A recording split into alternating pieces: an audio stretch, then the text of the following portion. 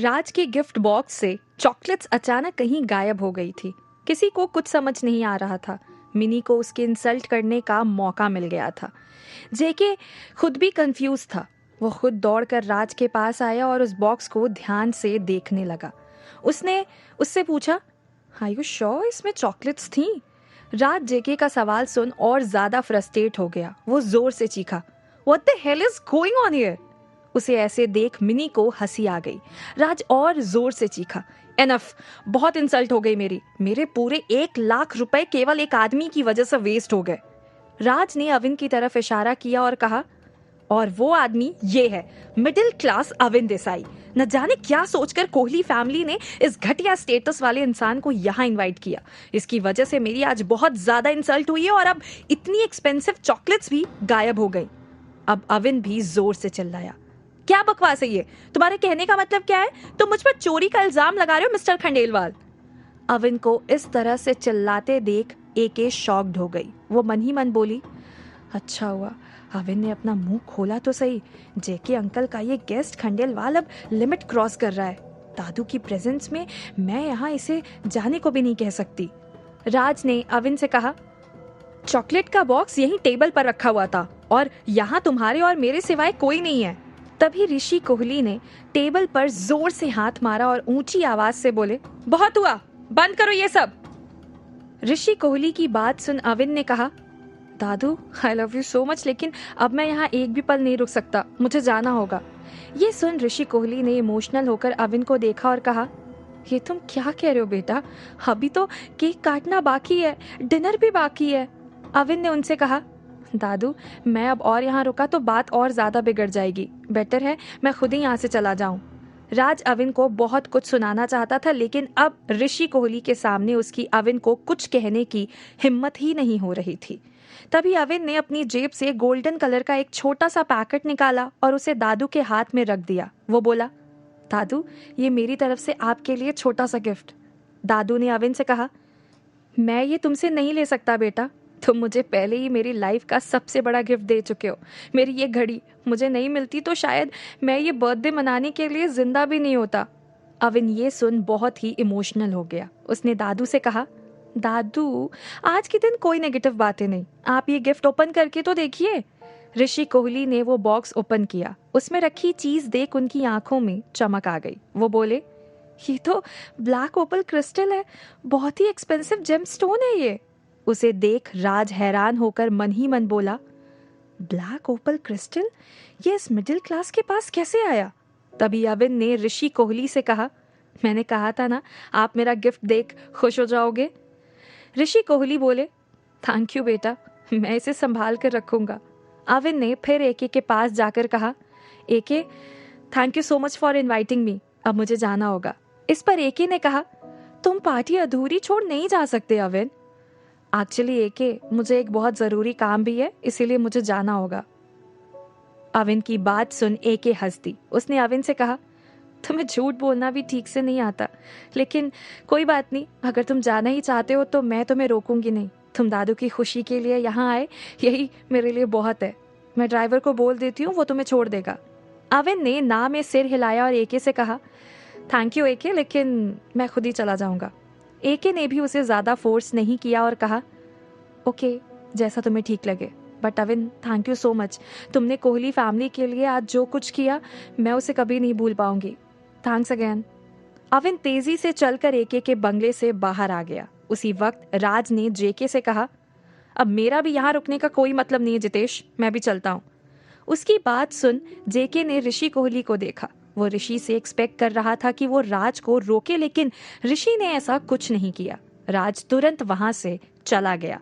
उसे इस तरह जाता देख मिनी मन ही मन बोली, इसने आकर सारी पार्टी का मजा किरकिरा कर दिया। हम श्योर अविन भी इसी की वजह से जल्दी चला गया।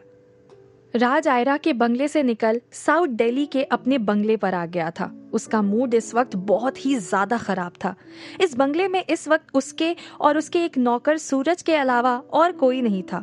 राज साउथ दिल्ली के अपने इस बंगले पर आने से पहले सूरज को बोल देता था, पर आज उसे अचानक वहां देख सूरज मन ही मन सोचने लगा, लगता है आज साहब बहुत ज़्यादा गुस्से में है, खबर किए बिना ही आ गए। अच्छा हुआ जो आज रेवती के साथ मैंने प्लान कैंसिल कर दिया। साहब अगर रेवती के साथ मुझे देख लेते तो आज ये नौकरी हाथ से गई ही थी। राज ने बंगले में एंटर होते ही सूरज से कहा, मेरे लिए कड़क चाय बनाकर लाओ। सूरज ने हाँ में सिर हिलाया और किचन में जाने लगा। तभी राज ने उसे आवाज लगाई, और सुन, चीनी थोड़ी ज्यादा डालना। सूरज ने पीछे मुड़कर उसे देखा और मन ही मन बोला, साहब आज सच में बहुत ज्यादा टेंशन में है, मीठी चाय बनाने को बोल रहे हैं। उसने राज से कहा, पर साहब, बड़े साहब ने आपको मीठी चाय पीने से मना किया है, आपका शुगर। राज उसकी पूरी बात सुने बिना ही इरिटेट हो गया। वो उसे डांटते हुए जोर से बोला, तुझे जितना कहा है उतना कर, फालतू की बकवास मत कर। सूरज मन ही मन बड़बड़ाया, बड़ा ही अजीब आदमी है, मैं तो इसके भले के लिए कह रहा था, मुझे क्या पड़ी है, मैं 2 की जगह 4 चम्मच चीनी ज्यादा डाल दूंगा। राज बेडरूम में चला गया। बेड पर लेटे हुए वो अपने साथ कुछ देर पहले हुए इंसिडेंट के बारे में ही सोच रहा था।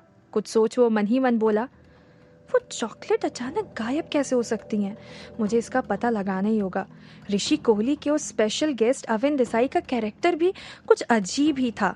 कोहली फैमिली का भी उसे सपोर्ट करना, वरना वो मिडिल क्लास आदमी सबके सामने मेरी इंसल्ट करने की हिम्मत नहीं करता।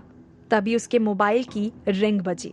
उसने मोबाइल स्क्रीन पर फ्लैश हो रहा नंबर देखा और बोला, लगता है जेकी को चॉकलेट के बारे में कोई इन्फॉर्मेशन मिली है। राज ने कॉल पिक किया। मिस्टर खंडेलवाल, यहाँ मैंने आयरा कोहली के बंगले का कोना कोना चेक करवा लिया, लेकिन आपकी उस स्पेशल चॉकलेट का कुछ पता नहीं चला। समझ ही नहीं आ रहा वो अचानक से गायब कैसे हो गई। राज जेके की बात सुन और इरिटेट हो गया। उसने कहा, ये कहने के लिए मुझे कॉल किया था?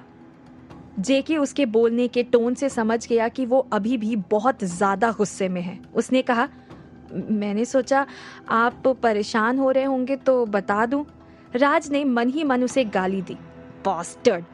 पर उसने जेके की बात का कोई जवाब नहीं दिया और कॉल कट कर दिया। उसने फोन रखा ही था कि वो फिर से बज उठा।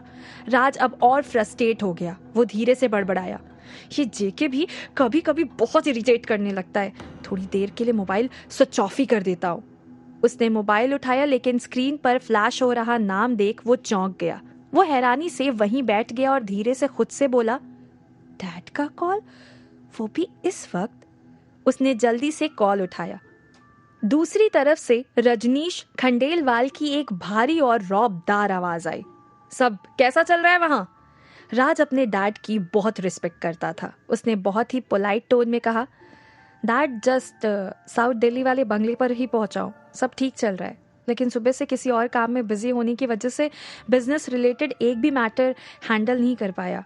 अचानक रजनीश की टोन सीरियस हो गई। उन्होंने राज से कहा, कोई बात नहीं, इस वक्त सारी बातें साइड पर रख दे, मैंने तुझे एक बहुत ही इंपॉर्टेंट बात बताने के लिए इस वक्त कॉल किया है। राज उनकी बात सुन हैरान हो गया। उसने रिएक्ट कर तुरंत कहा, इंपॉर्टेंट बात? क्या हुआ? आप ठीक तो हैं डैड? इस पर रजनीश ने कहा, डोंट वरी, मुझे कुछ नहीं हुआ है, लेकिन कोठारी ब्रदर्स के साथ बहुत बुरा हुआ है। विजय कोठारी कल से मिसिंग है। राज ये सुन बुरी तरह से चौंक गया। उसने कहा, व्हाट? विजय कोठारी मिसिंग है? पर कैसे? वो गायब है या किसी ने उसका किडनैप किया है? तभी सूरज चाय लेकर बेडरूम में एंटर हुआ। वो राज की ये बात सुन चुका था। वो मन ही मन बोला, विजय कोठारी तो बड़े साहब का नया रिश्तेदार है, इतना बड़ा आदमी कैसे खो सकता है? किसी ने उठवा ही लिया होगा पैसों के लिए। राज ने इशारे से सूरज को चाय साइड टेबल पर रखने को कहा तो सूरज चाय वहां रख चला गया। तभी रजनीश ने फोन पर राज से कहा, विजय कोठारी का किडनैप नहीं हुआ है, वो मिस्टीरियस तरीके से मिसिंग है। राज हैरानी से बोला, इसका मतलब वो कहाँ है? किसी को पता नहीं है? रजनीश ने कहा, बिल्कुल ठीक कहा तुमने। विजय कोठारी के मिसिंग होने से पहले कोठारी फैमिली की कोई बहुत ही इंपॉर्टेंट चीज भी बड़ी ही अजीब तरीके से गायब हो गई थी। कामेश कोठारी ने अपनी सारी फोर्स विजय और उस चीज को ढूंढने में लगा दी है।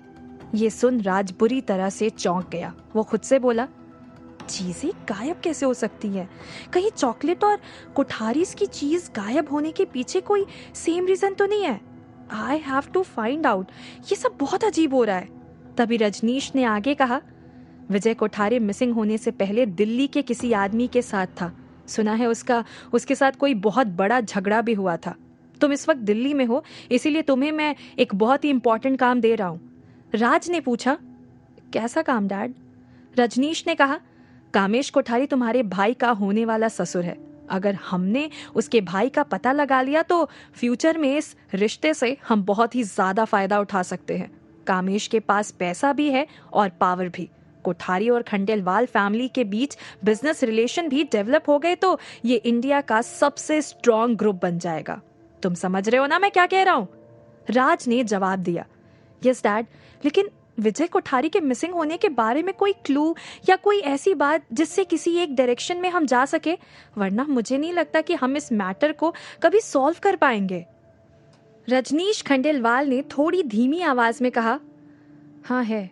पता चला है कि विजय कोठारी आखिरी बार जिस आदमी से मिला था उसका नाम अविन देसाई है। वो इस वक्त दिल्ली में ही कहीं है, तुम्हें उसका पता लगाना है।